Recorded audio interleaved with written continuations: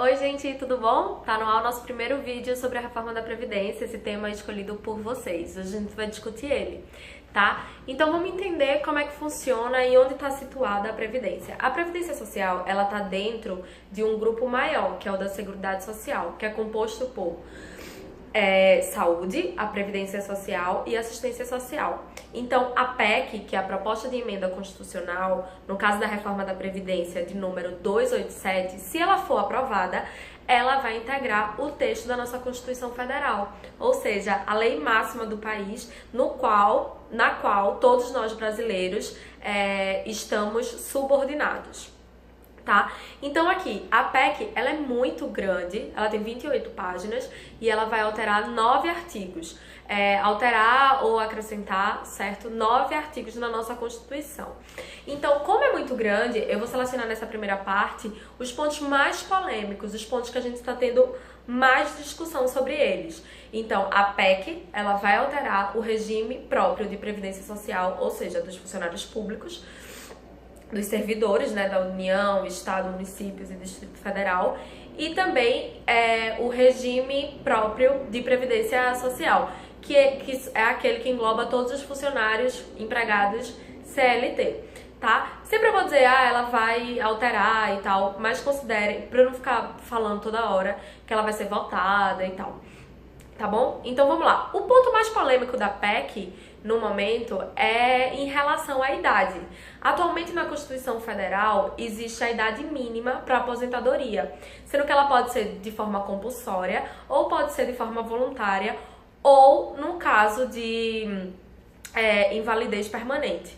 Então, realmente, aí a pessoa já é aposentada. E a PEC, ela altera esses dados, mas ela dá uma justificativa. Então, vamos lá. Atualmente, na Constituição Federal, qual é a idade mínima? Vou ler aqui para vocês. No artigo 40, tá? Na Constituição Federal, você pode se aposentar, segundo a Constituição Federal, você pode se aposentar compulsoriamente com 70 anos de idade. O que é isso? Fez 70 anos, automaticamente você está aposentado. Voluntariamente, o homem, ele pode se aposentar com 60 anos de idade, mais 35 anos de contribuição, ou 65 anos de idade. Então, se eu tenho 65 anos de idade e sou homem, isso é no regime geral de previdência social, tá, gente? Se eu tenho 65 anos de idade, eu posso escolher me aposentar. Ou, se eu tiver 60 anos de idade mais 35 anos de contribuição, eu também posso me aposentar. Isso para os homens. Na Constituição Federal, para as mulheres, ela se aposenta com 55 anos de idade, mais 30 anos de contribuição, ou 60 anos de idade. Fez 60 anos, quero me aposentar, ela pode se aposentar sim. Aí a PEC, ela vai alterar isso. Ela vai alterar a idade mínima para aposentadoria e as situações que você pode se aposentar de forma voluntária ou de forma compulsória. Então, esse é um ponto bem polêmico. Mas ela quer alterar para quanto, né? Para qual idade, na verdade? Então, na Constituição Federal, na PEC, se for de forma compulsória, 75 anos de idade. Ou seja, fiz 75 anos de idade, tanto o homem quanto a mulher podem se aposentar. E na forma voluntária, com 65 anos de idade, homem e mulher. Esse é o outro ponto polêmico. A PEC agora ela não vai fazer distinção de tempo de serviço entre homens e mulheres. E qual é a justificativa dela? É que as mulheres estão cada vez mais inseridas no mercado de trabalho, saindo mais das funções domésticas e estão crescendo de forma gradativa e tendo mais responsabilidades, cargos de destaque, de confiança. Então não precisa fazer mais essa diferenciação. Além do que a mulher, ela passa a viver mais do que o homem. Ela vive em média 7 anos a mais e trabalha 5 anos a menos. Então isso lá na frente ia ocasionar mais um motivo de déficit para a nossa previdência. Essa é a justificativa para não existir a distinção de gênero. Para não existir para o aumento da idade, já a justificativa são as questões demográficas. através de gráficos que ele ilustra lá na PEC também, se vocês pegarem para ler. Tem um gráfico de sobrevida do IBGE, do Instituto Brasileiro de Geografia e Estatística, que ele mostra que a sobrevida passou dos 60... Sobrevida é tipo a média, a pessoa considerada idosa com 60 anos, tá? E a sobrevida era de... Deixa eu ver aqui. De 12 anos, tá? Então ela passa de 60 mais 12, então a sobrevida, as pessoas viviam até 72 anos de idade. Sendo que a partir de 2005, esse número aumentou para 18,4. Então as pessoas saem de 60 anos de idade para 78,4. Então, o texto da PEC diz que não tem justificativa para a gente manter a menoridade a partir de 55 anos para aposentadoria, no caso de mulheres, com um tempo de contribuição. E um outro argumento que eles usam em relação à questão demográfica é que a taxa de natalidade ela vai cair, enquanto a expectativa de vida vai aumentar. Então, futuramente, teremos brasileiros em idade ativa um percentual menor. A idade ativa é entre 15 e 64 anos, considerado pelo IBGE. A gente vai ter uma população menor em idade ativa. Então, também isso vai ocasionar déficit. Então, para fazer o apanhado nessa primeira parte, a questão polêmica é a questão da idade, tá? Que vai sofrer alteração. A idade mínima passa a ser 75 anos para aposentadoria compulsória e voluntária a partir de 65 anos. O outro ponto polêmico, não faz distinção de gênero, ou seja, homem e mulher é o mesmo tempo de serviço e contribuição. Gente, nessa parte da de aposentadoria voluntária, vocês podem ler lá na PEC, tem alguns detalhes, tá? Não é só a idade. Aí o terceiro ponto, que a PEC também tá causando polêmica, não existe mais o fato de você se aposentar apenas por idade. Você tem que ter a idade mínima e o tempo de contribuição. Então, as pessoas que estão críticas a isso têm gráficos mostrando que, tipo, se torna quase impossível, né? Se aposentar. E a única exceção é por incapacidade permanente. Se for provado através de uma perícia médica que você está incapaz de executar aquele trabalho, você vai ser voluntário e não entra esse critério de idade média, ok? Vamos agora para um outro ponto mais polêmico, que são em relação às aposentadorias especiais. Quem é que entra nesse grupo? São as profissões de riscos, tipo policial, bombeiro. Também entram os professores de ensino médio, fundamental e infantil. Essas pessoas agora vão ter uma idade mínima que será reintroduzida através da PEC, que é a idade de 50 anos.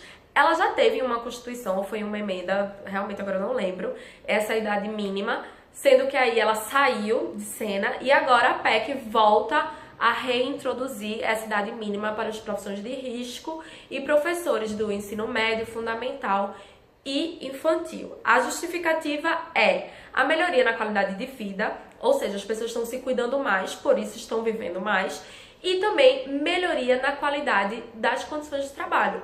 O ambiente de trabalho hoje é muito mais adequado, existem muito mais regras e existem muito mais fiscalizações para que as pessoas trabalhem de forma mais segura e que não comprometa a sua saúde. Então, a justificativa da PEC para reintegrar isso, tá? Um outro ponto também que é polêmico é a questão do trabalhador rural. O trabalhador rural, ele, segundo a PEC, ele vai se equiparar, ele vai ser igualado ao trabalhador urbano, porque também em relação às melhorias da qualidade de vida. Tem uma justificativa aqui disso. Ele só vai mudar um pouco, tá? Isso aqui eu vou fazer.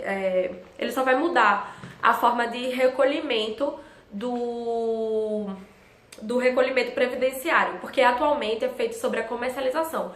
Então, o trabalhador rural, ele precisa provar que trabalha com isso e ele recolhe um valor sobre o que você comercializa. Isso é que gera a aposentadoria dele. A partir de agora, eles não querem, a PEC, ela não quer mais esse sistema. Ela quer que seja gerada uma alíquota que incida sobre o salário mínimo, referente à realidade econômica e social do trabalhador rural. Então eles vão estabelecer uma alíquota e a partir dessa alíquota que será paga pelo trabalhador rural, dadas as suas condições, a aposentadoria dele vai ser calculada em relação a isso. Então esse também é um outro ponto polêmico. Será que a gente deve igualar trabalhador rural a trabalhador urbano? Essa forma de cálculo, transferir a comercialização para uma alíquota fixa é ok? Esse é um outro ponto, tá? E a justificativa quando você lê a PEC, que tem muito, são duas, que aí as pessoas têm que ter em mente.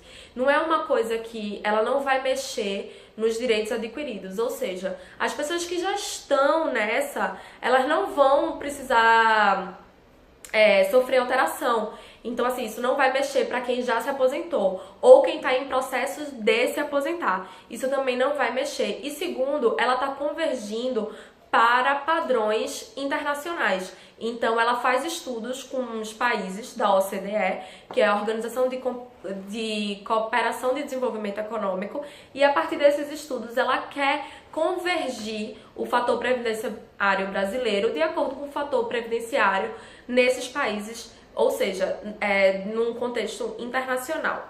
E assim, aí você também pode pegar as listas de países e comparar. Será que a gente está se comparando com países que têm uma realidade totalmente diferente da nossa? Esses pontos precisam estar em mente.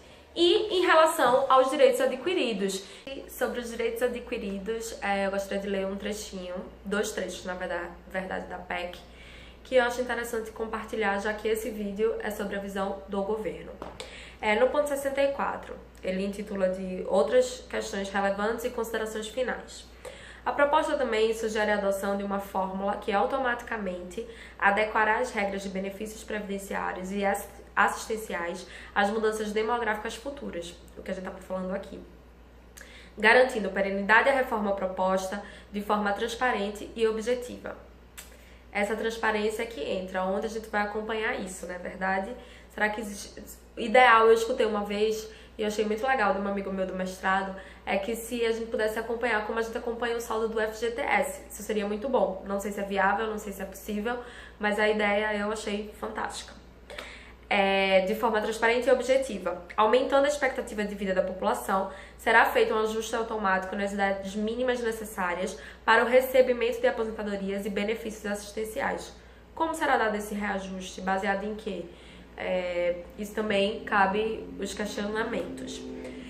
Ressalta-se mais uma vez que as mudanças ora propostas respeitam os direitos adquiridos e terão impactos graduais e crescentes, ou seja, quem já está aposentado, nada muda para essas pessoas, e quem está em processo de se aposentar também não. Graduais e crescentes sobre a Previdência e a economia. Ademais, ainda que a reforma ora proposta tenha efeitos plenos apenas no longo prazo, porque é uma coisa de futuro, né? A gente não vai resolver um problema de expectativa de vida e de expectativa de arrecadação fazendo mudanças agora. Espera-se que a melhora no cenário econômico decorrente da aprovação da mesma se dê no curto prazo. Isso se chama sinalizando para o mercado que estamos agora tomando medidas mais medidas mais acertadas, e estamos pensando sim no nosso futuro econômico. Isso é uma sinalização positiva para o mercado. Com efeito positivo na política fiscal, possibilitando a queda da taxa de juros de longo prazo e estimulando o investimento e a geração do emprego. Será que isso aprovado realmente vai gerar tudo isso? Esse assunto a gente discute mais um pouco no nosso próximo vídeo, que vai tratar da visão da oposição, ou seja, das pessoas que estão críticas à reforma da Previdência, tá? Gente, obrigada por ter acompanhado até agora. Quero o feedback de vocês, então deixa aqui no comentário, no Instagram, no Facebook, que eu vou adorar conversar com vocês mais um pouco. Inscrevam-se no canal, isso é muito importante também. E desculpa porque eu tô um pouco gripada, então hoje tá um pouco difícil pra gravar. Mas é isso, um beijo, espero que a gente se veja, que esse seja o primeiro de muitos, tá? Tchau!